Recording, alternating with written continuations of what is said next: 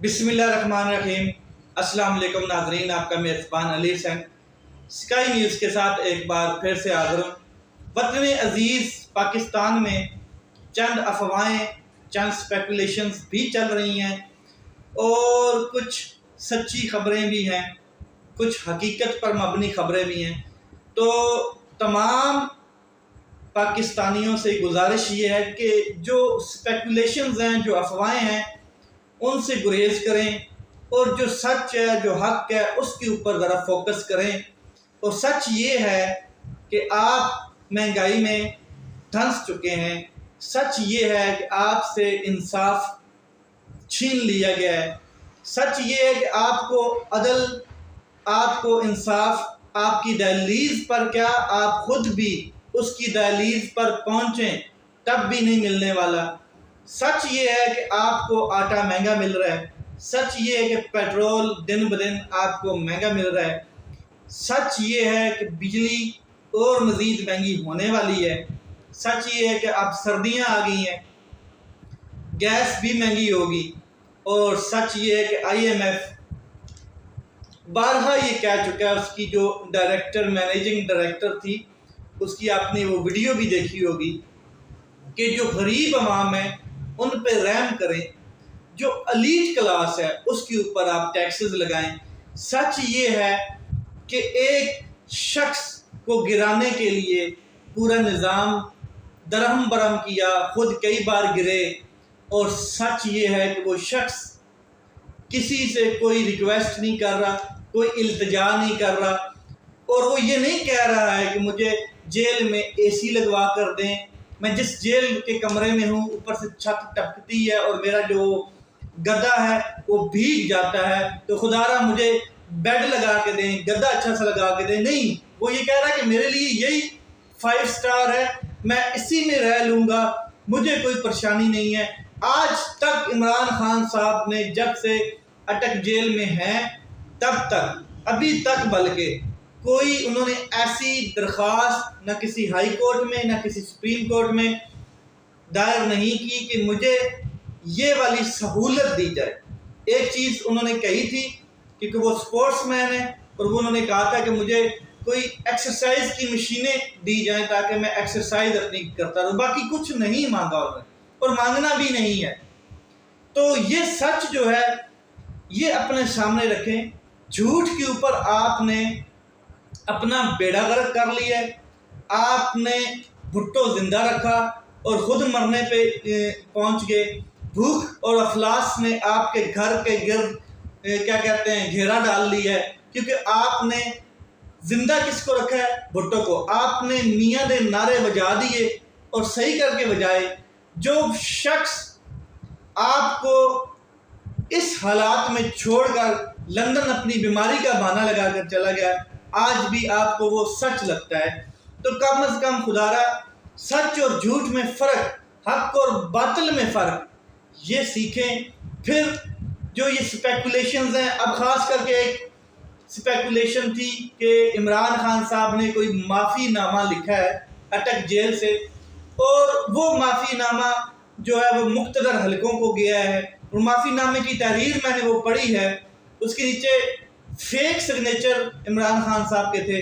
वो तहरीर क्या थी वो मैं आपको बता देता हूँ कि इमरान खान साहब ने माफ़ी नामा लिखा है कि जी मैं 9 मई के जो वाक़यात हुए हैं उनमें बड़ा शर्मिंदा हूँ, मैं उनकी मज़म्मत भी की है, मुझे नहीं पता था कि ये इस किस्म का वाक़या हो जाएगा और इस तरह के मतलब के तोड़ फोड़ होगी, इस जुनूनियत तक होगी। इस तरह की तहरीर लिखी हुई है और साथ में लिखा है कि मेरे कारकुनान को, मेरी ख़वातीन को और हमें माफ़ कर दिया जाए, छोड़ दिया जाए, और जो केसेस हैं उनके ऊपर रहम और करम किया जाए। इस तरह की फजूल किस्म की, बकवास किस्म की एक स्पेकुलेशन, एक क्या कहते हैं, जालसाजी, प्रोपेगेंडा चलाने की कोशिश की गई है सोशल मीडिया के ऊपर, जो काबिल कबूल नहीं, जिसकी बाद में जो एडवोकेट नईम पंजोता साहब हैं इमरान खान साहब के, उन्होंने इसकी तरदीद की है। उन्होंने कहा कि बिल्कुल बकवास है, झूठ है, क्योंकि मैं इमरान खान साहब से मिला हूँ, मैंने इमरान खान साहब से पूछा है, तो शौक हो गए। उन्होंने حیران ہو کے یہ پوچھا کہ یہ کس قسم کی مطلب کہ آپ بات کر رہے ہیں. اور دوسرا جو یہ لوگ کہہ رہے تھے کہ صدر مملکت عارف علوی صاحب کی کوئی عمران خان صاحب کے ساتھ ملاقات ہوئی ہے یا کوئی ڈیل کی بات چل رہی ہے یا کوئی ڈیل ہونے جا رہی ہے، تو عمران خان صاحب نے کہا کہ یہ بکواس ہے، یہ جھوٹ ہے، یہ ایک سوشل میڈیا کے اوپر پروپیگنڈا چلایا جا رہا ہے کہ تاکہ لوگوں کو بتایا جائے کہ عمران خان صاحب تو اندر ٹھیک ہیں، عمران خان صاحب تو اپنی خوشی سے اندر ہیں اور وہ ڈیل کے چکروں میں ہیں اس لیے باہر نہیں ہیں. تو وہ ڈیل کے چکروں میں ایسا کچھ نہیں ہے. عمران خان صاحب کے وکیل کہتے ہیں نعیم احمد پنجوتا صاحب کہ بالکل کوئی یہ جتنی بھی باتیں گردش کر رہی ہیں یہ اسپیکولیشنز ہیں، بکواس ہیں، ان کا حقیقت کے ساتھ کوئی تعلق نہیں ہے. اور اگر عمران خان صاحب نے کوئی چیز کہی ہے یا ڈیمانڈ کی ہے تو وہ ایک ہی چیز بار بار کہہ رہے ہیں کہ الیکشن کروائے جائیں، صاف اور شفاف الیکشن کروائے جائیں اور ملک کو اس انسٹیبلٹی آف پولیٹیکل جو سیٹ اپ ہے اس میں سے نکالا جائے. جو بھی پاکستان میں انسٹیبلٹی ہے اس کے جو ذمہ داران ہیں وہ اب یہ بات سمجھیں کہ الیکشن پاکستان میں ہونا چاہیے. تو عمران خان صاحب کو ایک بڑا ریلیف بھی آج ملا ہے. جو اسلام آباد ہائی کورٹ کے چیف جسٹس ہیں عامر فاروق، انہوں نے آج ایک حکم نامہ جاری کیا ہے اور انہوں نے کہا ہے کہ جی ایڈیشنل اٹارنی جنرل صاحب آپ ہمیں بتائیں کہ عمران خان صاحب اٹک جیل میں کیوں ہیں، وہاں پہ کیا کر رہے ہیں. عمران خان صاحب کو تو اڈیالہ جیل میں ہونا چاہیے. تو انہوں نے کہا کہ سائفر کیس کے اوپر آپ نے مطلب جو سائفر کی سزا سنائی گئی تھی یا سائفر کیس لگا تھا تو توشہ خانہ کے کیس میں عمران خان صاحب وہاں پر تھے تو سائفر کا بھی وہاں پر بھی مقدمہ چلنا شروع ہو گیا. تو عامر فاروق صاحب نے کہا کہ سائفر کیس الگ ہے، توشہ خانہ کی ان کی سزا سسپینڈ ہو چکی ہے تو ان کو اسلام آباد راولپنڈی اڈیالہ جیل میں شفٹ کیا جائے. اور ساتھ میں یہ بھی پوچھا گیا کہ جو کلاسز ہیں، جو ڈویژن ہیں جیل کی وہ کس قسم کی ہے، کون کون سی کلاس آپ کے پاس اویلیبل ہے. کیونکہ عمران خان صاحب کی جو کیا کہتے ہیں شان ہے آپ سمجھ لیں یا جو مطلب کہ ان کی کیپیبلٹی ہے یا جو ان کا معیار ہے اس کے حساب سے، کیونکہ وہ پرائم منسٹر رہے ہیں تو اس حساب سے ان کو اے کلاس یا بی کلاس دی جائے یا پھر بہتر کلاس دی جائے، جو بھی بہتر کلاس وہاں پر موجود ہے.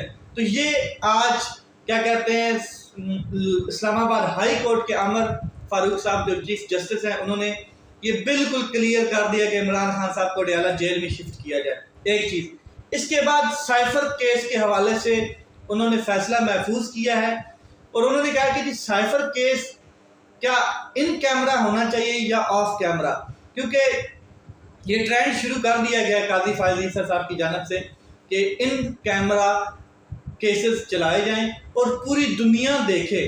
تو اب جو سائفر کیس ہے اس کے اوپر بھی فیصلہ محفوظ ہو چکا ہے اور مجھے جہاں تک لگتا ہے یہ میری ذاتی رائے ہے، ابھی تک فیصلہ نہیں آیا ہے جب تک میں وی لاگ کر رہا ہوں، تو یہ ان کیمرہ ہی ہوگا. یہ بڑا امپورٹنٹ کیس ہے اور بڑا اہم کیس ہے یہ، اور اس کے اوپر ان کیمرہ ہی کیا کہتے ہیں پوری قوم دیکھے کہ سائفر اصل کیا تھا اور سائفر کیس میں کس طریقے سے انہوں نے یہ عدالت لگا دی اور عمران خان صاحب کے اوپر ایک کیس بنا دیا گیا. اس کے علاوہ تمام چیزیں ڈیل کی، صدر مملکت کی مطلب کہ ملاقات یا جو وہ ایک معافی نامہ، جو لیٹر، جو خط لیے پھر رہے ہیں، یہ ساری اسپیکولیشن ہے، جھوٹ ہے، اس کا کوئی حقیقت سے تعلق نہیں ہے. اب بات کرتے ہیں عمران ریاض خان صاحب اپنے گھر پہنچ گئے ہیں. ڈی پی او سیالکوٹ نے صبح ایک ٹویٹ کیا اور انہوں نے ٹویٹ میں کہا کہ جی عمران ریاض خان جو ہیں ان کو ہم نے بازیاب کروا دیا اور وہ الحمدللہ اپنے گھر میں اس ٹائم موجود ہیں. عمران ریاض خان کو سیالکوٹ ایئرپورٹ سے اریسٹ کیا گیا، پھر عدالت نے ان کو ریلیز دیا، پھر پولیس نے چھوڑ دیا اور جیسے ہی پولیس نے چھوڑا تو وہ اغوا ہو گئے. اغوا ہوئے تقریباً مئی میں وہ اغوا ہوئے اور مئی سے لے کے آج ستمبر 3-4 ماہ گزر گئے ہیں اور یہ معاملہ چلتا رہا.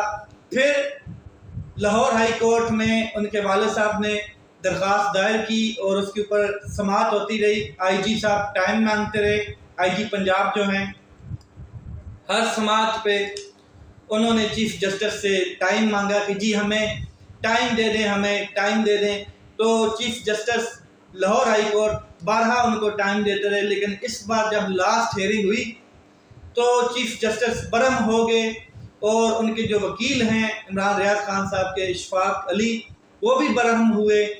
تو چیف جسٹس صاحب نے کہا کہ 26 تاریخ تک، یعنی کہ 26 سپتمبر تک آپ کو ٹائم دیا جاتا ہے، عمران ریاض خان صاحب کو بایاب کرائیں اور گھر بھیجیں ان کو۔ تو آج 25 سپتمبر ہے، عمران ریاض خان صاحب گھر ہیں اور ان کو بازیاب کروا لیا گیا۔ اگر اسی طرح انصاف ملنا ہے لوگوں کو، یہ تو اب عمران ریاض خان صاحب بتائیں گے کہ وہ کہاں پر تھے، کس حالات میں تھے، وہ اپنے ویلاگ میں شیئر کریں گے اور وہ بتائیں گے چیزیں کہ کس طرح ان کو رکھا گیا، کس طرح ٹارچر کیا گیا، کس بنیاد پہ اٹھایا گیا، کون لوگ تھے وہ جو ملک میں اس طرح کی مطلب کہ حالات پیدا کر رہے ہیں اور کیوں کر رہے ہیں۔ یہ سارا تو عمران ریاض خان صاحب خود ایکسپوز کریں گے اگر ان کو کوئی ریسٹرکشنز نہیں لگائی گئی ہیں، کوئی پابندی نہیں لگائی گئی ہے کہ آپ نے میڈیا ٹاک نہیں کرنی، آپ نے بتانا نہیں ہے، حقیقت نہیں بتانی۔ ایک یہ بھی بڑا اہم ہے نا کہ جس کو اٹھایا جاتا ہے، اغوا کیا جاتا ہے یا جیل میں رکھا جاتا ہے، اس کے اوپر ایک یہ تلوار بھی لٹکا دی جاتی ہے۔ دوسرا، اسی قسم کا اگر انصاف ملنا ہے کہ ایک شخص کو اٹھایا جاتا ہے 4 ماہ پہلے اور اس کو 4 ماہ کے دوران پتہ نہیں کہاں پہ رکھا جاتا ہے، اور عدالت 4 ماہ بعد اتنے اسٹرکٹ آرڈر جاری کرتی ہے متعلقہ حکام کو، تو عدالت وہ 1 ماہ پہلے کیوں نہیں کر چکی تھی؟ عدالت 10ویں دن کیوں نہیں کرتی ہے؟ عدالت 1 ہفتے کا ٹائم کیوں نہیں دیتی؟ عدالتیں بھی پریشرائز ہیں، کیا عدالتوں کو بھی کنٹرول کیا گیا ہے؟